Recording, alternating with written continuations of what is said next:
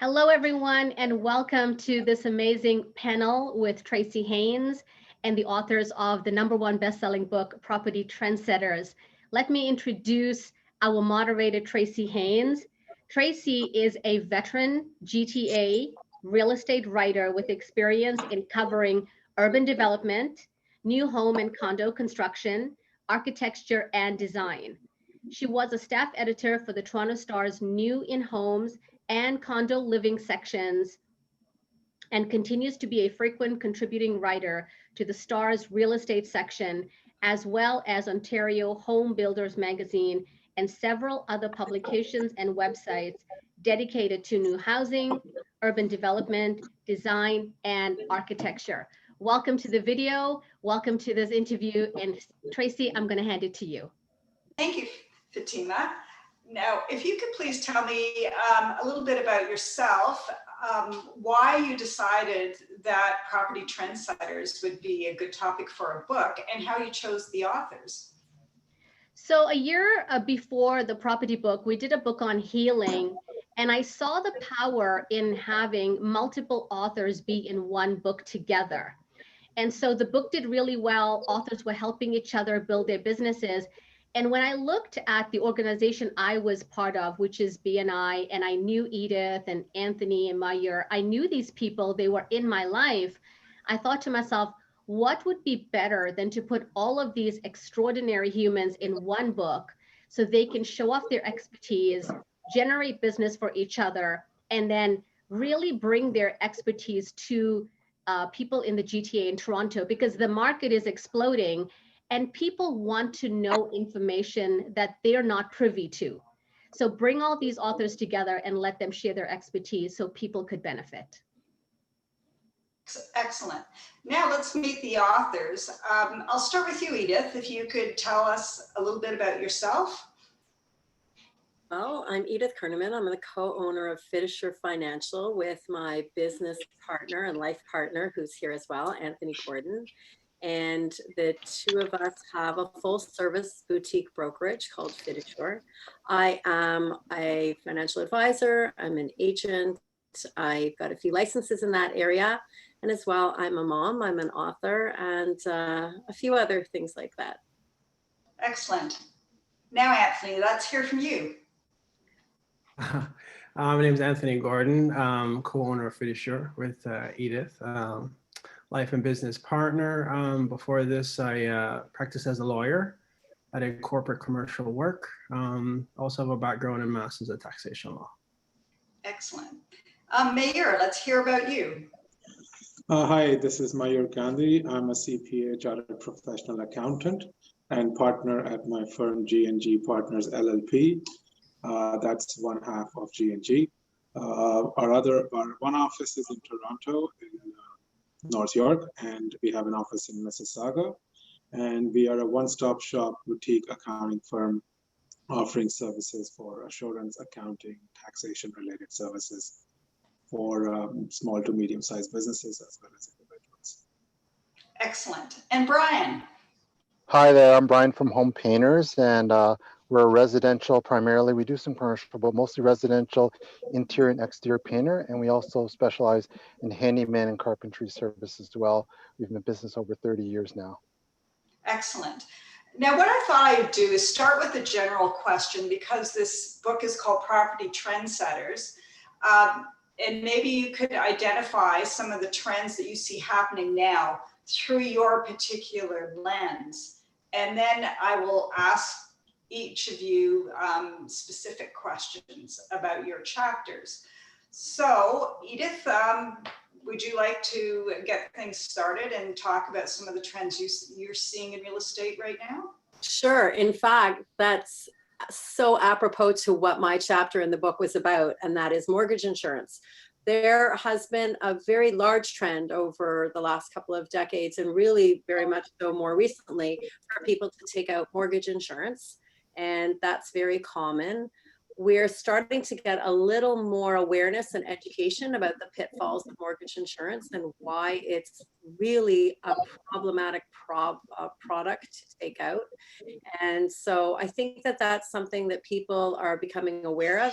They're also starting to become aware right now that things like other types of add-on insurance aren't just for the frivolous, they're not just for people who have a lot of money, but they're critically important. So critical illness, disability. So people are looking to protect themselves. In light of COVID right now, people are scared. There's a lot that's going on. People are quite concerned about not having the income or the money, and they're weighing really what are absolute necessities, what can they do without. So this is a really germane subject to be dealing with at this time. Excellent. And Anthony, what are you seeing? What I've seen is a significant amount of debt in the last several years, particularly related to purchasing a home. Obviously, the cost of homes have gone up significantly in the last years, and it's been reflected in the amount of debt that people have been taking on. And so what you're seeing is a lot of people who save up quite a bit, and sometimes they have help from family members, and they put down a down payment on a home, and then right after they don't have much of an emergency fund left. They're really kind of cutting it pretty close in certain circumstances. So I want to say the debt is the one trend that I see significant has been the trend. I think the debt to income ratio is somewhere of 170%. Sorry, 170%. So for every dollar that comes in, the average Canadian family owes about $1.71. So that's the one thing that I've really been seeing is consistent in the last couple of years, several years actually. Okay, Mayur. So my involvement with real estate comes from a tax standpoint for the bulk of it. And it's related to how to structure the investments when business owners are wanting to invest in property, whether to do it through a corporation or whether to own it individually or in a partnership, and how to minimize the tax burden of owning real estate as an investment. The other side that I see and get queries on a lot is also to do with principal residence and investment properties, and where do we pay the taxes or we don't, and how do we save it. So that's where my involvement comes with, and with the real estate market really on the upswing in the GTA, especially even during COVID, that's something that is people are moving and people are trying to structure their deals, and that's where my involvement comes in. Excellent. Brian, I know the renovation market is on fire, as well as the real estate sales market. What are you finding? What trends are you seeing? Well, I'm seeing a lot of, first of all, online people, how they're finding their painters is becoming online as opposed to through lawn signs. Direct mail is gone. All that paper, old way of marketing is gone. So they're all finding their painters through Google, online services such as HomeStars. The other thing is people are stuck in their homes a lot more than pre-COVID. So they're spending a lot more time inside their home and spending money on putting more investments into the upkeep of their home. And that said, I find that even not just painting, if you can be a one-stop shop and offer other services besides just painting, you're that much more helpful to clients in terms of having to do it all under one umbrella. And even more so because of COVID, now they're not shopping around as much. They're kind of just going with one guy and trying to get it done as efficiently as possible. Excellent. So Edith, you mentioned insurance. I know people arrange a mortgage through a bank that you're usually pressured to take their insurance. So is that a good idea or not a good idea? What kind of insurance should you have when you're purchasing a property or even maybe renovating one you own? We didn't even set up these questions, and this was the perfect question to ask me in light of what's going on. Mortgage insurance, the traditional mortgage insurance, I would say is a very bad product. I'll put that right on the record like that. It is something that a lot of people are pressured into taking. And many people don't even know they've taken it. They've signed off on it really quickly. It's part of a larger document of many papers that you have to sign at closing.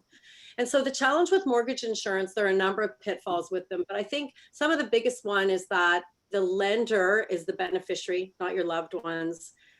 The challenge is that you are going to pay the same premium for the most part with most mortgage insurance, the same premium all the time, even though the coverage goes down over time. And I would say the biggest pitfall that most people aren't aware of is that they use something called post-claim underwriting. And post-claim underwriting means after you die, they will investigate whether you were an eligible candidate for them to have covered you in the first place. So what does that mean? In English, they might not pay out. They might pay 25%. They might pay 75%. They may pay zero. And so because of that, it's a really difficult product for, I think, I just don't find it ethical. So what should one have instead? One should have proper income protection, because especially if you, the person who's taking up that mortgage, if you're the one who's making the money and you die or something happens to you, well, how's that mortgage going to get paid? So get proper income protection, usually with term insurance is going to be the best way, and then get some disability cover in case you get sick or injured, and then critical illness in case you get one massive big injury, or one illness that's going to prevent you from working for a period of time. So I think that there's a nice combination that cushions the person. It's not that you're going to add on lots and lots of money here. These things are very affordable, and I think are as necessary as having your house protected, your home insurance. You got to have your mortgage covered that way, but proper with income protection. And who can you see about arranging this? So a really good financial advisor, an agent who, no offense, but doesn't work at the bank. I feel that if you're working with a company who is limited to the products that are sold by that company, or they have the beneficiary, which is their company, as the is the one who's really going to benefit in all this scenario, it's not going to be helping you as the client.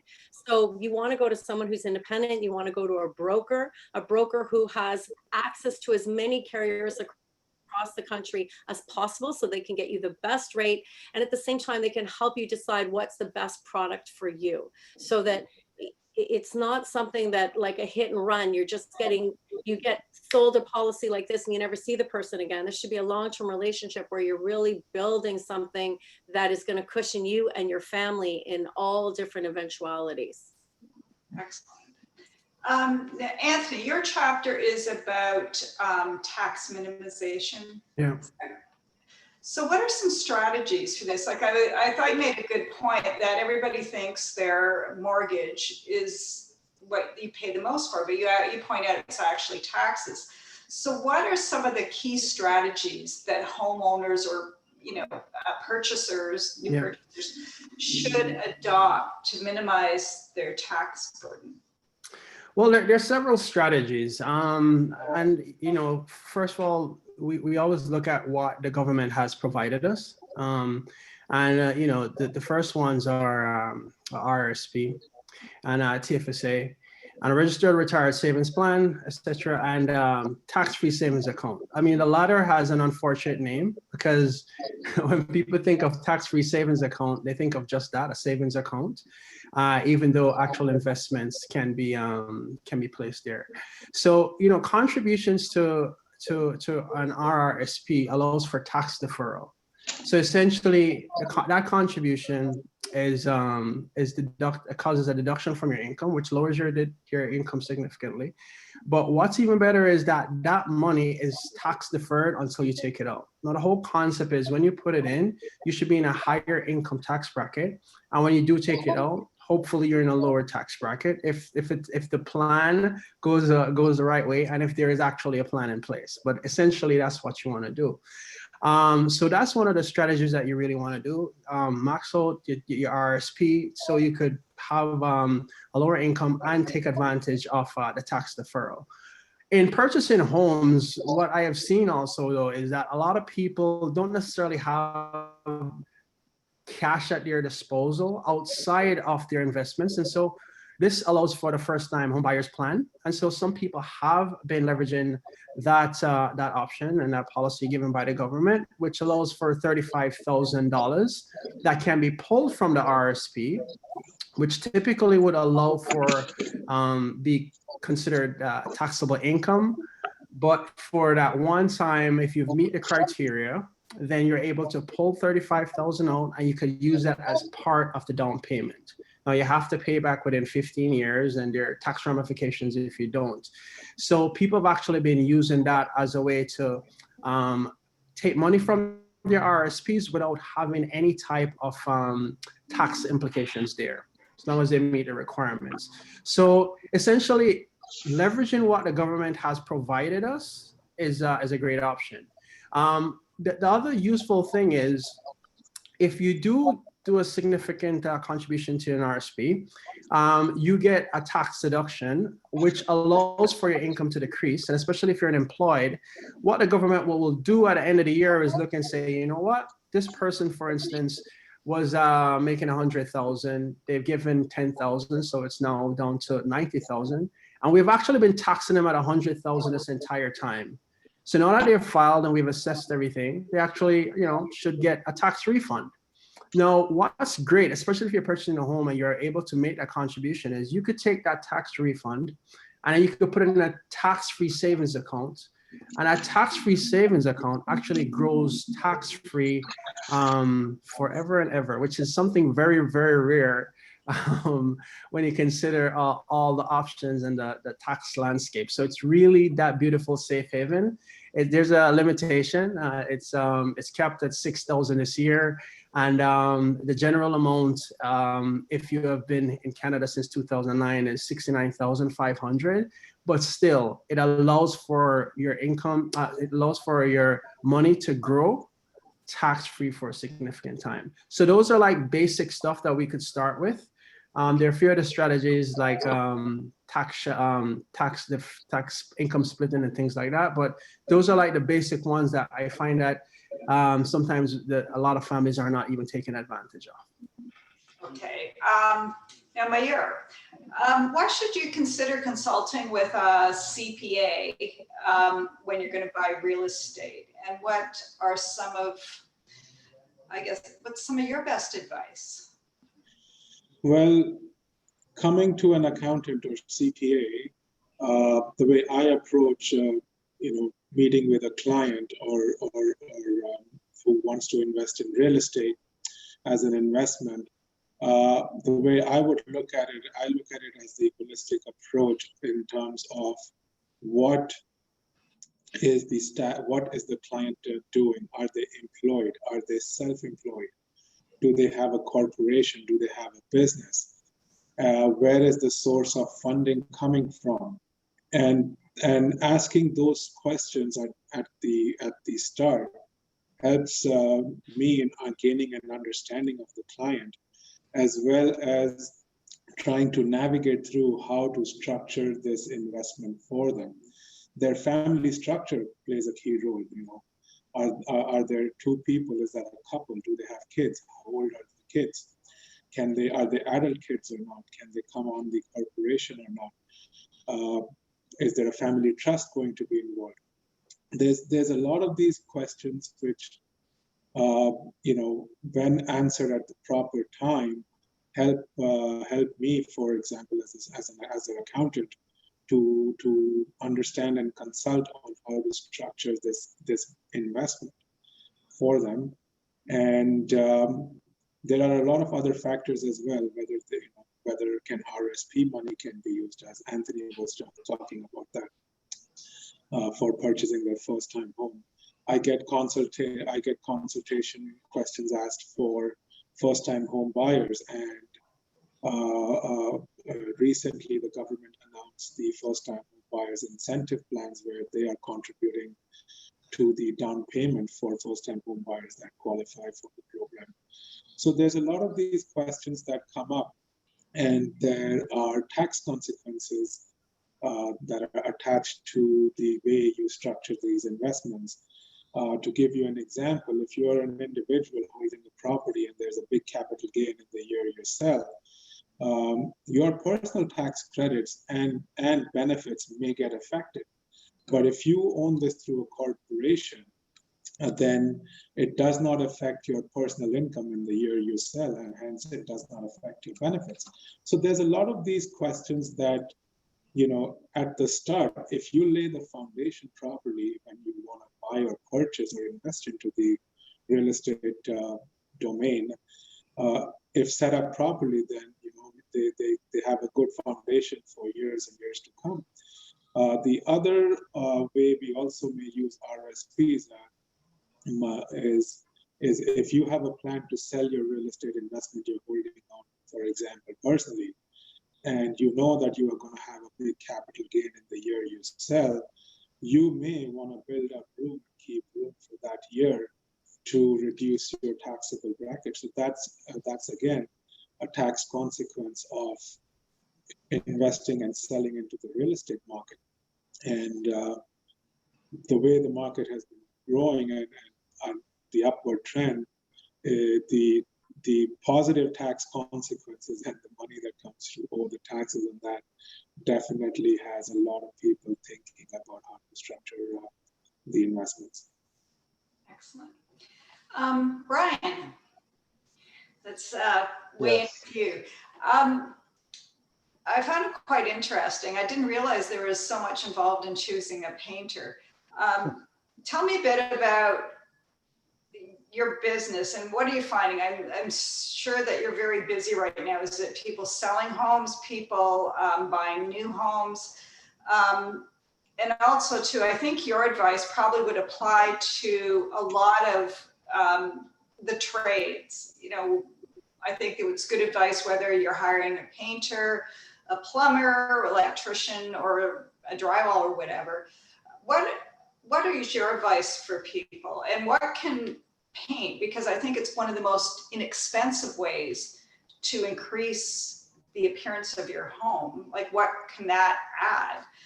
Yeah, so in the past, I would say 6 to 7 months since COVID, first of all, the real estate market has always been in the past 10 years or so, very fluid, especially during the spring and fall, lots of buyers and sellers. And at those peak moments, usually they need a painter right away, fast, that can do the job quickly, get in there fast and get it done in less than a week for sure. But preferably 1 or 2 days. And that's really important to have a big enough crew so you can do it and do it in that quick time. The other thing is, like I said, is the fluidity of in terms of the flexibility of having different services. And the reason why is because most clients don't have a lot of time to source 3 or 4 different trades when they're selling a house. They need 3 or 4 things done. Usually it's not just painting, it's combination of handyman, a shelf doesn't fit well, a door doesn't open, a floor is damaged and needs to be fixed. So there's a lot of little things besides just painting, but they don't want to have to hire a whole flooring company for that. So having the flexibility of being able to do those different things for you, and because usually, I mean, if you're lucky, you get 2 weeks to stage the place and put it on the market once you're ready to sell, and to buy. And sorry, when you're moving into a place, you'll be lucky to have a week in between the time you close on it and to move into the house. So you want to be in and out quickly. And because of the COVID, it's been kind of heightened even more, the urgency to get it done quickly, especially people that are moving into homes. They don't want to be dealing with painters once they're in, their families are in there. They want you out of there, cleansed, everything cleaned and out of there. So the speed is really, really important, as well as flexibility of services. Besides that, you want to make sure, obviously, you check their online reviews. They have insurance, workers' comp, liability insurance, criminal background checks on their painters as well. You want that trust and that reliability factor as well. So hopefully that's helpful. And I know the one big problem in Ontario has been the underground economy. And do you get people that call you, will you work for cash? So they don't want to pay taxes. Why should people not choose contractors who want to work under the table? Yeah, well, there's always a risk, like I always call it the risk factor. You can get away with it sometimes, but you might not get away with it other times. What I mean by that is, I don't know if you've ever watched Homes on Homes or any of those disaster, whatever situations. I'm sure there's shows besides that, but Homes on Homes is the most common. They've actually built a brand on just fixing a contractor's, let's say, their screw-ups, for lack of a better word. And there's just so many unreliable contractors, I mean, I was speaking to a customer just the other day. So what do you want from your clients? To just do what you say. What a concept, just do what you say. So that reliability factor and making sure that their guys are insured, they have background checks, so important. And I don't know if it's just the trades, but I find there's a lot of industries that tend to hire people that aren't quite as vetted as much as they should be. But in the trades, it's really, I don't know, it's kind of zeroed in on even more. So it's so important that you pick a licensed contractor that has insurance, liability insurance, workers' comp that's been in business for a number of years, just because there's so many fly-by-nights, and it's kind of that one of those industries where we're kind of known for that. So it's really important that they're insured and they're background checked and things like that. Thank you. Edith, I'm going to go back to you. And this will be a question. I'll ask all of you about this, but we know that especially in Toronto and now I guess in cities like Ottawa, Montreal, there's a huge investor component. So if you're an investor buyer, what consideration, how does that affect? Like, Edith, do you have to take additional insurance if you've purchased an investment property? Yeah, for sure. It really depends. Sorry. I was going to say it could either be an investment property to rent, or maybe it's a second vacation home. Yeah, absolutely. Whatever the purpose of the investment, there are going to be other parties who might be interested in having the property insured, especially if there is funding for this property. So perhaps if there are shareholders, or this is a corporation where they've taken investor money and so on, then people want to know that whoever, for instance, might be the orchestrator of the project. So there's a project manager or whoever is taking in the funds. They want to know that is the debt insured. They want to know that whoever might be running the program, if something were to happen to them, is there anybody else who's been put in place who can take over, who can run it, manage it, do fine? What if there isn't? What kind of time lag are we looking at before they could get someone in place to run that project properly? So are we looking at 2 months, 3 months, 6 months, a year? So often one wants to have insurance to make sure that something is covering the hiring and the needing to hire of other people who could take over. A bank might say, well, we're only going to give funding for this $1 million project, and usually it's a $10 million or $100 million project, if we know that this person has insurance, this person has insurance, this person, they want it covered. And a lot of times the investors are going to demand that. So you might also have a situation where you have a corporation who's going to be running the whole, let's say it's a condo or something, and they're going to want to make sure that the partners have key person insurance. They want to, everyone always wants to make sure that just in case somebody gets sick or injured, that there's always something in place to make sure that people are never going to lose money. So money's a big business. It's the business. And so everything is always, let's just say that there's always a requirement out there that whoever is in charge of a project manager has done their due diligence and can say to an investor, can say to a lender, hey, we've got this in place, we're covered. And so coverage is huge. Thank you. Anthony and Mayur, you may want to, you could both weigh in at the same time on this if you like, because you do similar things. But is property still the best investment? And what would your advice be to new investor buyers? Because from what I understand, a lot of them aren't big foreign corporations or things like that. A lot of times they're like, regular folks who just are looking for ways to supplement their retirement income, or, their investments aren't doing well and they think property might be a sound investment. So what is your advice to those people, or what are some of their considerations if you want to buy a rental or income property? Okay, I'll kind of go Mayur and I kind of loop Mayur in. This is like the infamous debate between real estate and investments, just the stock market. And the way I look at it is this. first of all, it depends on the individual you are. It depends on your long-term goals, right? And so what we're going to look at here is essentially the financial plan. When are you going to make significant purchases, or are you going to do some type of investment? I like to look at where it fits in the overall scheme and the overall plan. So what we're doing at the first is doing some type of comprehensive written plan to make sure that whatever you execute on, it fits within that plan. And then at that point, we're looking to see, okay, what are you most comfortable with, and why are you comfortable with it, and does it make sense? I mean, historically, you know, in the stock market has traditionally done in a long scheme of things, has provided a longer rate of better rate of return than real estate. But one could look at what has happened in a very short period of time in Toronto, and there have been individuals, clients that I've had who have made quite a bit money that has beat the stock market. So it overall, there's no right answer to that. And I look at it as an asset allocation issue. An asset allocation, it depends on where you're essentially how you invested and what you're invested in. You know, so it's are you in a fixed income, or are you in equity? It's a conservative, or you're risky.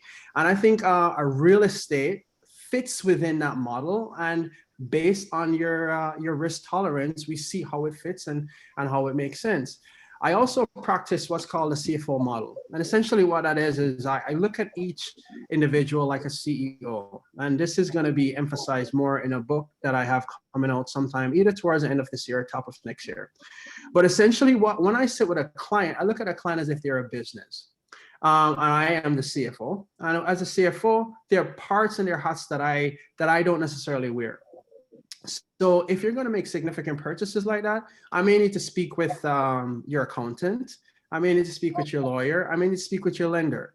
And if you don't have those people in place, then I'll leverage my team and see what is the best solution there. So there's no really right or wrong answer to that. You know, and this is where I kind of loop Mayur in, because I do know Mayur, and we've worked on quite a few things before, and he's one of the go-to people. When I have questions and we're structuring things as part of the team, he's one of my reference. Actually, just called him yesterday about a client. So it all really depends on the individual, what their goals are, and how it fits in their game plan.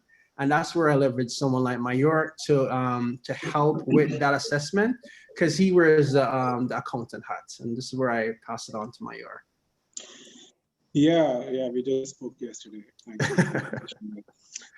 But to address your question about whether or not to invest in real estate and what the thoughts are, I actually get that question asked more often than not, and I pass on that question to people like Anthony, or if they have a realtor that they are working with, whether or not to invest, because my role professionally as an accountant is it essentially starts right when they make the decision as to what they want to invest in. Mm-hmm. My role comes into how they want to structure it and how they want to invest their money, and that's where I help my clients whether or not to invest and what to invest in what class of assets. That I leave that domain to the professionals of financial advisors like Anthony or realtors. Which help the clients into navigating what they want to invest into. I usually do not get into that domain with clients as it's not my professional field. Yeah. So Anthony is my go-to person for that one. Yes. All right. Brian, back Sure. to you. I was quite interested. You gave some insider secrets in your chapter on how people can save money on painting and when they need their house painted. So can you share some of those with us? Yeah, so more often than not, clients happy with our reviews, reputation, insurance, et cetera. Sometimes they just want a little bit of a break. And so what I do is I try to reverse engineer what would save me money as a contractor and pass it on to them. For example, the most common is, say, for interior, is to move your furniture, put it all in the middle, have it all ready for us. So when we're there, we don't have to spend time basically doing the job of, of maybe a homeowner or someone who's making minimum wage just to put everything in the middle.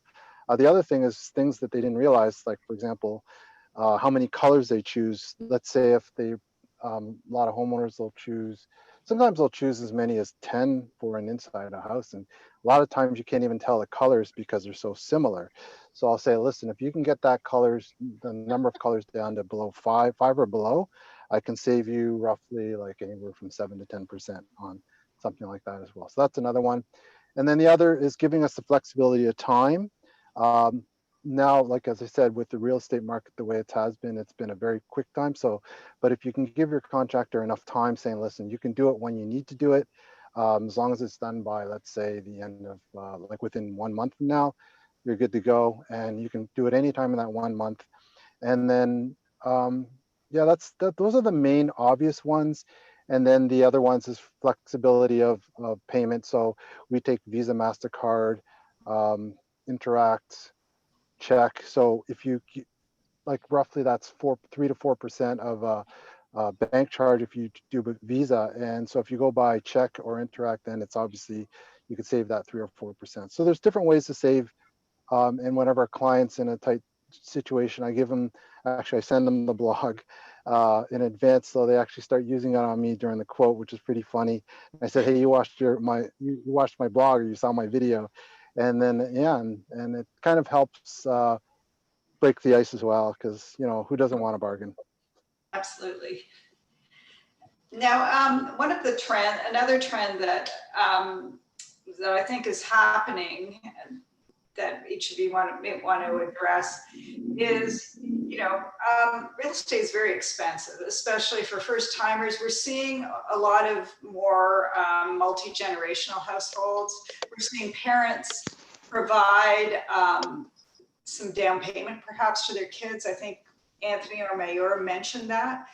So what are some of the considerations if you're going to do that? Maybe you're going to build, maybe you have an apartment in your house, you're going to have your mom, your aging parents move in, or your kids, or you're going to give your children some money for a down payment.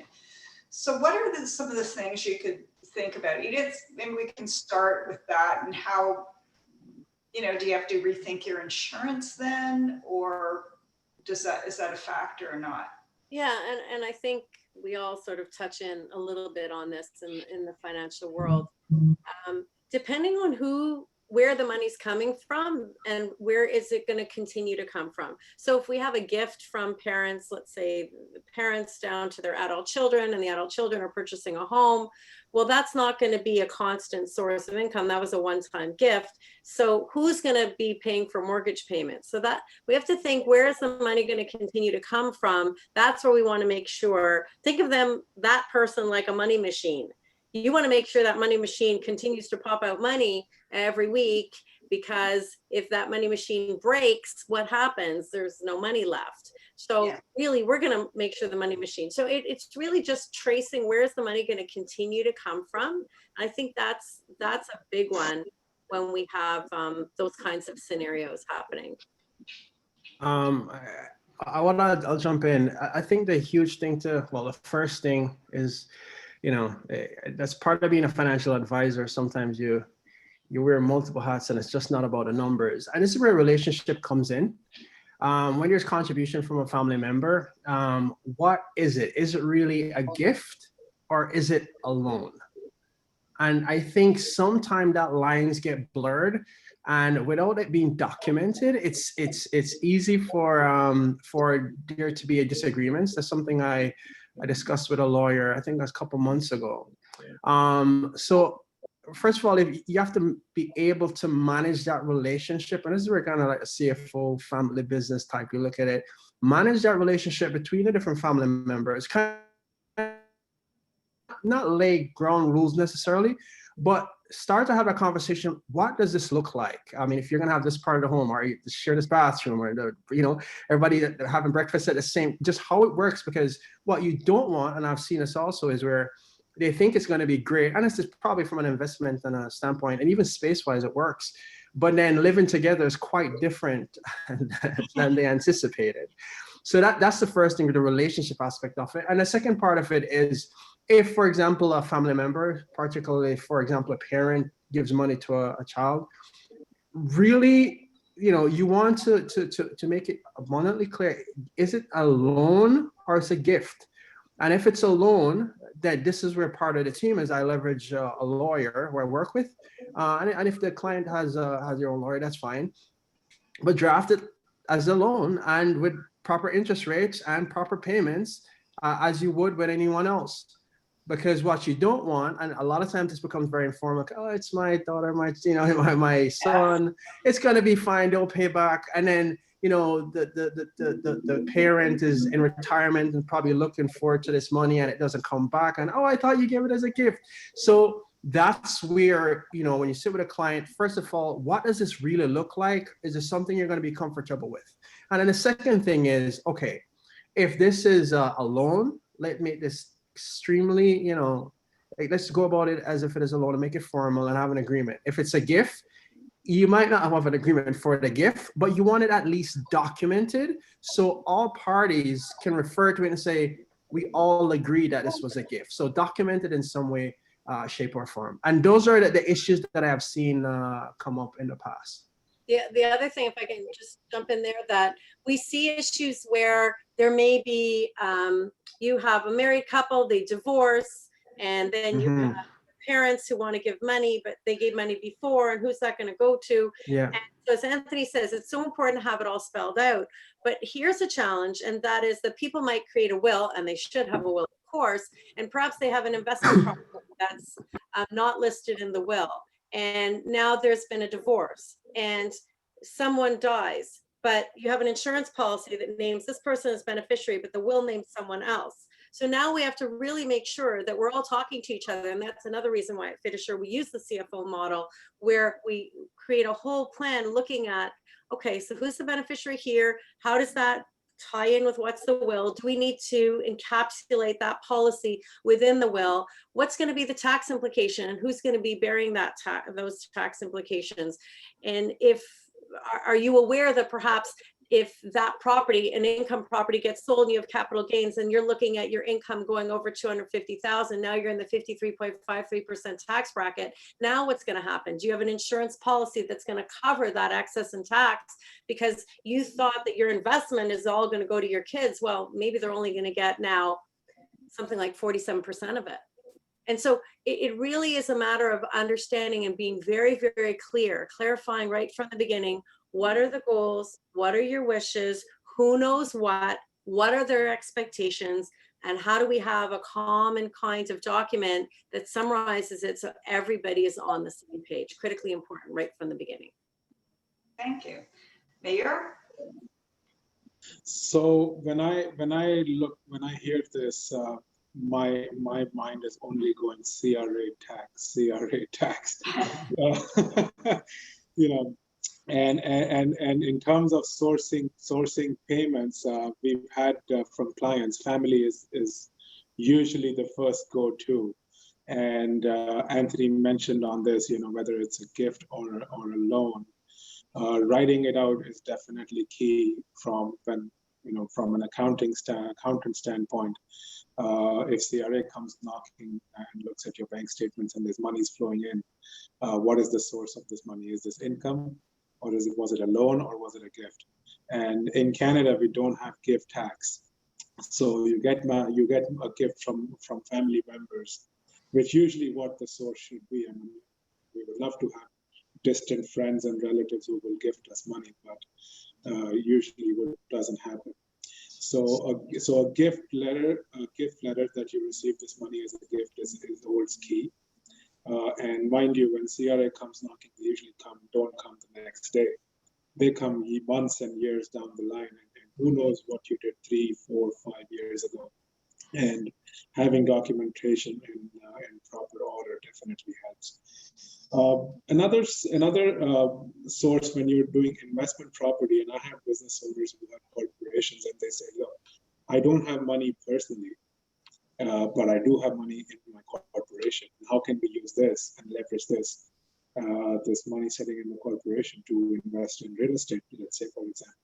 So there's ways that the Canadian tax laws allow us to use that money in the corporations and invest in real estate using those corporate dollars, which are usually cheaper tax-paid dollars than personal high-income tax-paid dollars. So that's another good source. First-time home buyers, definitely, if you have invested in RSPs, you can use up to a certain limit, which is 35,000, as I believe right now. To use up to that amount, you can withdraw it from your RSPs. And the government started a program for the first-time buyers incentive plans. They are willing to put 5 or 10%, depending on the qualification of the property, up to 5 or 10% of the down payment amount into your first-time home.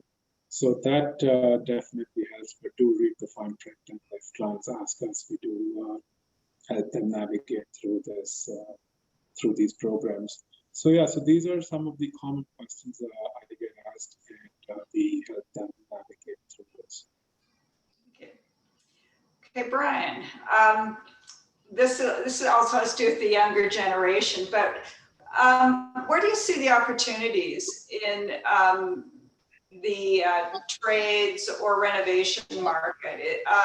Do you think there's a lot of opportunity there? Because obviously with COVID, there's going to be some industries that are going to suffer, but it seems that yours has done very well during this period and probably will continue to. Where are the opportunities, and what would you suggest to people considering going into the trades or the home improvement business? I think it's amazing, specifically like since COVID, people have been stuck in their homes and been extremely busy, more so than before. Surprisingly, I was a little bit worried back in March, but as soon as the nice weather came, it was like pretty much gangbusters, which is why I'm in a car right now.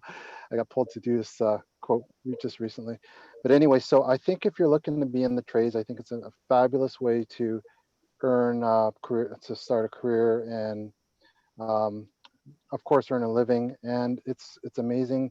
I'd say do what you love. So if you love some part of the trades, whether it be floors, plumbing, if you're just really interested, do what you love, most importantly. And then if you're looking for a contractor, I would definitely, instead of starting a business right away, I would work for someone for at least 6 months, a year, 2 years, or until you're comfortable, really comfortable knowing the industry inside and out. And then of course, then you can start into the other part of the business, because running a business versus doing a trade is two different things. Obviously start with the trade and then get educated in terms of how to run a business. They're two completely different things. I highly, highly recommend working for someone for at least a year, probably even as long as 3 to 5 years before you're feeling comfortable, just because it lowers your risk and it lets you known in the industry, gets you acquainted with your suppliers, knowing the ins and outs on how to run, how to do your trade, and of course running the business as well. Okay, thank you.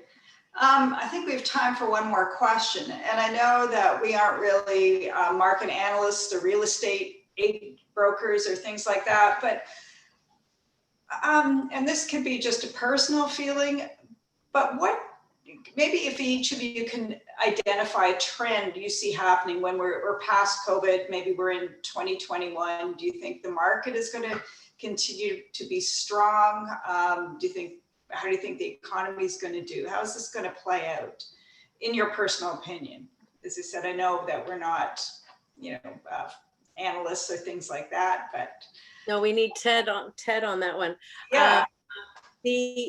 For me, I certainly see that we're going into an interesting time, because COVID is ending up having a lot longer legs than anyone had I think originally anticipated. And so because of that, we're seeing a lot of people cocooning, a lot of people forced cocooning and staying home. And that's why Brian is doing so well and contractors are doing very well. I think we're seeing a lot of migration outside of the city and people looking for more land, more space to have a really amazing place that they can stay and live because they're not going to be traveling as much. So I think we're seeing those kinds of migrations. The condo market is just something that's going to be so weird. I have no clue. I don't know enough about it, but I just feel like we always think there's a condo bubble, and then maybe now in downtown Toronto, I have a feeling that's just going to start to have some real challenges. It's a great time to be looking to rent right now because rents are dropping. That's So yeah, with my clients, clients who are looking to do more investments, there's a lot of amazing opportunities for them right now. And for clients who are having some challenges and are really concerned about where their income is and how they're going to be able to make monthly payments on things, there are a lot of opportunities to have conversations and look at different other options other than just downsizing. So I think we're going to see a lot of that too. People just really weighing their options. Do I downsize? Do I sell? And do I just start to rent now? Which is not always a bad option, by the way. It's really not. So that's my 2 cents. good advice. Anthony. My 2 cents. Well, first of all, that I'm pretty hopeful. I'm always positive in what will happen. So I think. As am I. Yes, I know. I'm not saying you aren't. I'm saying. So this too shall pass. We just don't know when, and that's why I think when we make financial plans and we sit with clients, it's not for the 1 year or 2 year or 3 year. We plan for the long term, and that's why even now more so than any time else, it's very important that you have a plan in place, and part of that plan is the emergency fund. I mean, typically it's somewhere between 3 to 6 months your income. Given what's happening with COVID, there are times when I'm looking at there might be reason to make that even longer. Even more. But I think generally, if you have that plan in place, if you had an emergency plan in place, then it gives some type of comfort. Now, the other conversation I'm also having is about human capital, because when I look at a CEO model, I think of I see an individual as a business, and their human capital is essentially the most valuable thing. And COVID has shifted how people work, where they work, and potentially how much they earn. So that is the conversation I have more so now than ever before, in terms of what will things be after COVID, depending on where you work, how you work, if you have a business. These are conversations that I'm having more so now. In terms of the economy, I think given all the stimulus, it's held up quite a bit to this point. My sense is that taxes are going to be increased sometime in the future to make up for all of this. Exactly. And it's hard to say what the economy or the market will look like next year. But what I can, what I really do feel is, in the long run, if you're investing and you have a plan in place, things will be okay. And that's why it's so important to have a plan. So in the next little bit, I can't say exactly, but I do know if you don't have a plan, you should get one, because it really starts to close those gaps as much as possible. Okay, Mayur, what's your crystal ball telling you? Well, what we saw through COVID and the government benefits that kicked in when COVID started back in March, with the CERB payments and the mortgage deferrals and other benefit programs, this definitely delayed the somewhat called the word recession, or the holding of the upside in the real estate market, let's say. And with continued benefits going even further now after September, the market has just been pushed off. The word recession has just been pushed off, I feel. Mortgage deferrals have stopped now. starting October, people are having to come back to pay their mortgages. It'll be an interesting time to see how this all plays out in the Toronto real estate. I mean, I do read up on it once in a while, and we've come across articles where they're saying the Toronto real estate market is making a buzz all around the world. And there's no other market like the Toronto market, the way it is behaving within COVID. So it's interesting. If you ask my personal viewpoint, I think in the short term, the market should come down, real estate market, and eventually then it's always been a solid investment, it will be. So that's really what my personal feeling is about the GTA real estate market in the short term. Thank you. How about Brian? Do you think people are going to continue to cocoon and invest money in their homes as they have been this year? Yeah, well, I see, well, this is our second wave going into October right now. And I see a bit of a dip in terms of that, and a little bit of a scare thing. Not as bad as March, but it's going to be somewhere in between March and the way things have been in the summer. So I do see a bit of a dip. And going into 2021, early in the winter season, I see that being a tight, at least from the home services point of view, tight market in general. But the key is to persevere and to be as sensitive and as responsive rather than cocooning yourself as a business owner, and being responsible, just being common sense. I'll give you an example. So we just invested a bunch of hand sanitizers, 5,000 hand sanitizers, just to be super sensitive to the clients, and because we're going to be inside their homes wearing masks, COVID-19 precautions, whatever the health regulations are at the time, being really, really, really sensitive to your clients. So I see 2021 being a tough year that way, but then I see coming out of it in the spring, summer, it's going to be a lot better. And then 2022 plus, I see huge, like if you can withstand this tough time, in my view, the ones left standing are going to be really, really, really strong and poised to take over a lot of your market share and be a mainstay in the market for, in my view, I think it's going to be a long, strong decade to come after that, if we can get through the next year. Excellent. Fatima, I guess we've reached the end of our hour. Would you like to have a few words in closing for us? Well, obviously you can see the extraordinary humans I chose for this book. You know, these people are really advocates for their niche and professionals in every sense of the word. And I'm just so humbled and honored that I'm not the smartest person in the room.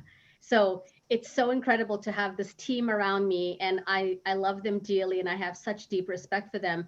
And so if you're watching this video, I want to say thank you so much. Thank you to Tracy for your time and your graciousness. Thank you, Anthony, Edith, Mayur, and Brian. And we put the links on this page. Pick up the book, have a look at it, educate yourself, and contact each one of these people, because all of their information is inside of the book. Thank you so much, everyone. It has been such a delight, and it's been wonderful. And thank you again, Tracy. You're quite welcome. Thank you. Thank you. Thank you. Thanks very much.